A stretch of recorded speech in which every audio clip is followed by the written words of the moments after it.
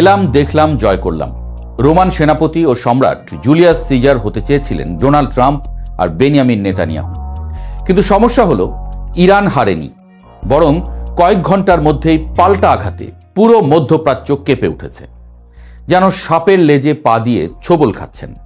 আজকের এক্সপ্লেইনারে আমরা জানব ইরান যুদ্ধের আসল কৌশল, সহজ জয়ের ভুল হিসাব, আর কেন এই যুদ্ধ শেষ পর্যন্ত উল্টো ফল দিতে পারে।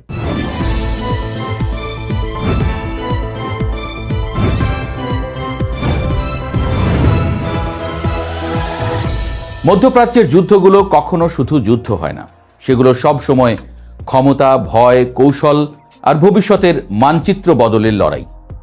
ইরানে যুক্তরাষ্ট্র ও ইসরায়েলের সাম্প্রতিক হামলাও ঠিক তেমনই একটি অধ্যায়। হামলার পর দুই দেশের নেতারা যে বার্তা দিলেন সেটা ছিল স্পষ্ট। তারা শুধু সামরিক লক্ষ্যবস্তু ধ্বংস করতে চান না, বরং ইরানের শাসন ব্যবস্থাই বদলে দিতে চান। অর্থাৎ এটি শান্তি প্রতিষ্ঠার যুদ্ধ নয়, এটি ছিল ক্ষমতার পুনর্গঠনের চেষ্টা। কিন্তু এখানেই শুরু হয় সবচেয়ে বড় ভুল হিসাব। কারণ হামলার ঠিক আগেই চলছিল কূটনৈতিক আলোচনা।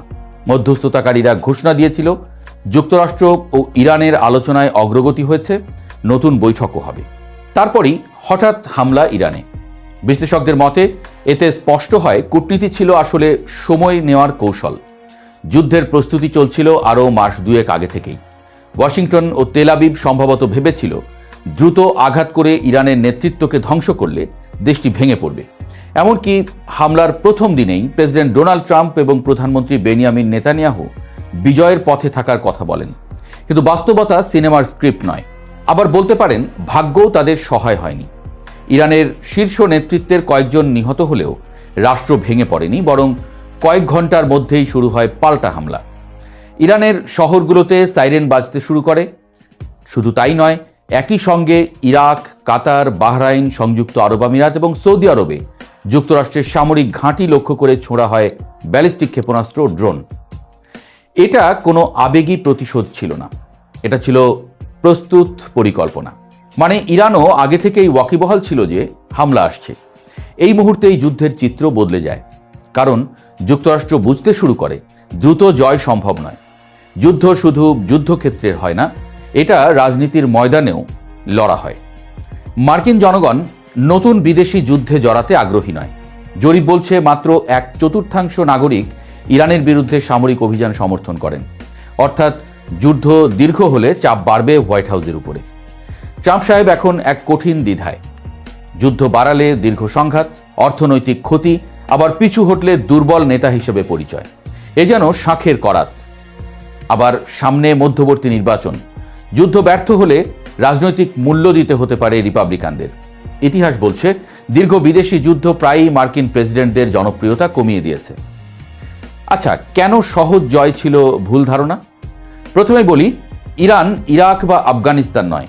দেশটির সামরিক কাঠামো তৈরি হয়েছে দীর্ঘমেয়াদী প্রতিরোধ যুদ্ধ মাথায় রেখে। তাদের কৌশল সরল। প্রথম আঘাত সহ্য করো, নিজের শক্তি লুকিয়ে রাখো, তারপর ধাপে ধাপে পাল্টা আঘাত করো। ইরানের ভূগর্ভস্থ মিসাইল সিটি, ছড়িয়ে থাকা কমান্ড কাঠামো এবং প্রক্সি নেটওয়ার্ক সবকিছুই এই ধরনের যুদ্ধের জন্য তৈরি। ফলে নেতৃত্বে আঘাত মানেই রাষ্ট্র ধসে পড়বে, এই ধারণা বাস্তবসম্মত ছিল না। বরং প্রতিটি হামলা আঞ্চলিক সংঘাতকে আরও বিস্তৃত করেছে। রকেট হামলা, উপসাগরীয় অঞ্চলে উত্তেজনা, তেলের রুট হুমকির মুখে। সব মিলিয়ে যুদ্ধ এখন শুধু ইরান ইসরায়েল সীমানায় আটকে নেই। বিশ্বের প্রায় 20 থেকে 30% জ্বালানি সরবরাহ হয় হরমুজ প্রণালী দিয়ে। ইরান ও তেলের ত্রুটি চেপে ধরেছে ভালোভাবেই। তাহলে যুদ্ধ শুধু সামরিক থাকবে না, অর্থনৈতিক সংকটে পরিণত হবে। তেলের দাম বাড়বে, বিশ্ববাজার কাঁপবে, চাপ বাড়বে পশ্চিমা দেশগুলোর উপরে।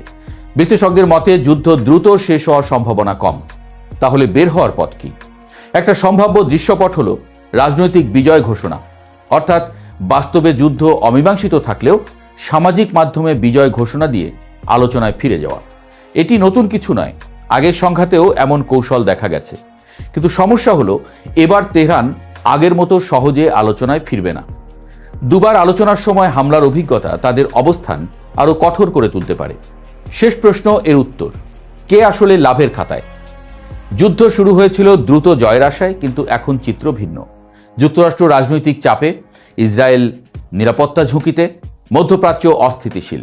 আর ইরান যদি সরকার টিকে থাকে, তাহলে ভবিষ্যৎ আলোচনায় তারা আরও শক্ত অবস্থান পেতে পারে।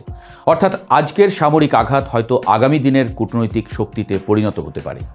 ইরান যুদ্ধ আমাদের আবার মনে করিয়ে দিল, যুদ্ধ শুরু করা সহজ, কিন্তু শেষ করা সবচেয়ে কঠিন। এখন পৃথিবী অপেক্ষা করছে একটাই প্রশ্নের উত্তরের জন্য: এটা কি শেষ সংঘাত, নাকি নতুন বিশ্ব সংঘাত?